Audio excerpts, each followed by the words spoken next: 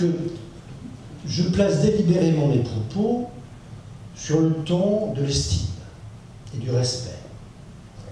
Estime et respect pour le président Lebeau, tout d'abord, pour les élus de la Chambre, ensuite, pour les équipes de la Chambre, et pour les artisans, dont je viens de dire, qui jouent un rôle essentiel en Guadeloupe. Alors d'abord de l'estime et du respect pour le président Lebeau, parce que vous l'avez dit vous-même, vous avez fait face. Vous avez pris des mesures difficiles, mais courageuses. Vous avez redressé une situation qui était compromise. Ça s'appelle le sens des responsabilités. On peut faire du bruit avec sa bouche, on peut faire des beaux discours, mais quand on est confronté aux difficultés et qu'on prend les bonnes décisions, c'est qu'on a le sens des responsabilités. Et moi, je salue le sens des responsabilités du président Lebeau. Alors, aux candidats qui ne manqueront pas de se déclarer. Et j'ai cru comprendre qu'il y en avait plus qu'il y a 5 ans. Ça, vous savez, c'est bon signe. Quand c'est les gros problèmes, quand c'est la grosse difficulté, il n'y en a pas beaucoup. Quand les choses sont rétablies, que les choses vont mieux, la démocratie respire à nouveau. C'est bien. La Chambre des métiers et de l'artisanat de la Guadeloupe, c'est pas un poste honorifique. C'est un poste où, quelquefois, on sacrifie sa propre vie privée à l'intérêt des artisans. On passe du temps pour les autres. C'est ça la première règle qu'il faut bien intégrer. Ils ont raison d'y aller. Je les encourage d'y aller. Je vous encourage à voter. Mais qu'ils réfléchissent bien. C'est un poste lourd qui appelle à des sacrifices. On a bien travaillé avec l'équipe. 2 mandatures, 11 ans et 6 mois. Je crois que bon, on a vu le chemin parcouru. Tout le monde sait dans quel état se trouvait la Chambre de métier, qui est au service des entreprises de Guadeloupe. Et là, aujourd'hui, on peut dire qu'il y a du concret. On a un siège, on a donc une université des métiers, on a l'UOMA du Rézé. Tout a été remis de manière à ce qu'il y ait un meilleur accompagnement au niveau des entreprises de Guadeloupe. En tout cas, j'ai le sentiment du devoir accompli avec celles et ceux qui m'ont accompagné. Oui, j'ai eu l'occasion de le dire tout à l'heure et de remercier l'ancienne équipe de la région qui nous a accompagnés, qui a vraiment été à nos côtés pour permettre un redressement et bien entendu mettre en place de vraies perspectives de développement pour l'artisanat. Le président de région actuel, Harry Chalus, était à notre assemblée générale.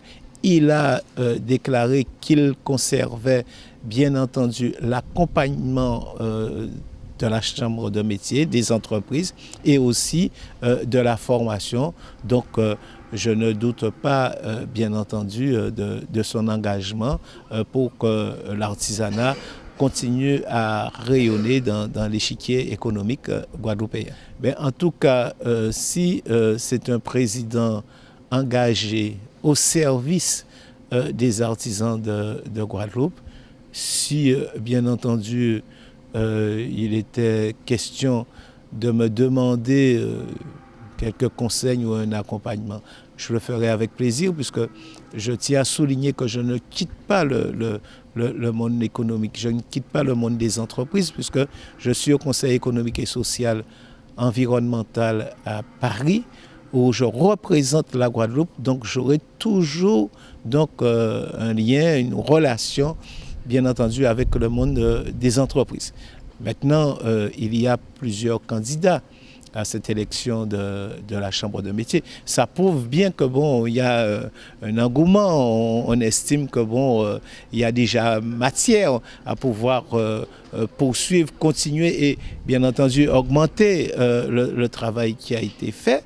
Mais je suis un observateur attentif concernant celles et ceux qui voudraient être président de la Chambre de métier. Je vous le dis pourquoi, c'est pas parce que je n'ai aucune intention de garder de lien direct avec la chambre de métier, mais quand vous avez passé tant d'années et que vous avez réalisé un certain nombre de choses, vous estimez comme un bébé qu'il y ait une vraie continuité et que la chambre continue à pousser et à avoir des jours meilleurs. Donc c'est tout ce que moi je souhaite, que ce soit quelqu'un véritablement qui ait cet engagement pour l'artisanat, qui soit au service de ses collègues artisans pour propulser davantage l'artisanat, je l'ai dit tout à l'heure, dans ce monde économique en mouvement et en difficulté aujourd'hui. Donc voilà, quelqu'un qui a cette carrure, qui a la sérénité, qui a un parcours, qui a bien entendu une vision qui pourra donc accompagner les artisans de Guadeloupe. Voilà. Oui, vous savez, avec le FSE, il y a un montant énorme de plus de 5 millions que nous accompagnons. Donc tout de suite, ce qui restait à verser parce que la région a pris du retard, et nous l'avons tout de suite versé, comme l'a dit M. Lobo dans son rapport, je dirais, d'activité. Nous sommes là pour les accompagner. La région a toujours accompagné avant notre arrivée la Chambre des métiers, chose que nous allons continuer à faire. Nous allons peut-être même densifier cela avec d'autres CFA qui méritent vraiment d'être accompagnés, comme Jean Belloc qui est en difficulté et que nous avons décidé d'annuler, comme je le disais hier, un projet de construction qui coûtait près de 500 000 € pour l'État, pour des cynophiles, et prendre cet argent pour accompagner la jeunesse, notamment le CFA.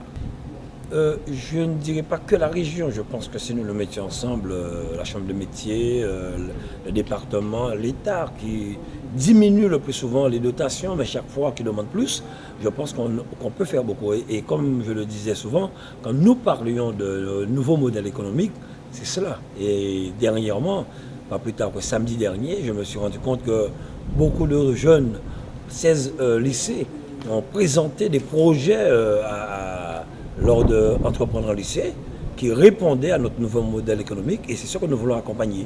Permettre aux jeunes de créer leur entreprise pour pouvoir créer de la richesse et créer de l'emploi. C'est ce que nous voulons. J'ai entendu il n'y a pas si longtemps quelqu'un qui me posait la question qu'est-ce que c'était le nouveau modèle économique, et qui parlait de nouveau modèle sans citer le mot économique, parce qu'on se rend compte aujourd'hui que c'est cela. Et donc nous irons en ce sens, nous accompagnerons tous ceux qui sont prêts à le faire, car c'est une volonté de notre part. Pas plus tard que ce matin, j'ai rencontré M. Joël Kichinet, qui est un grand cuisinier, qui a fait beaucoup de formations, pour pouvoir mettre en place avec lui aussi d'autres formations pour permettre à des jeunes de s'installer comme des cuisiniers en Guadeloupe.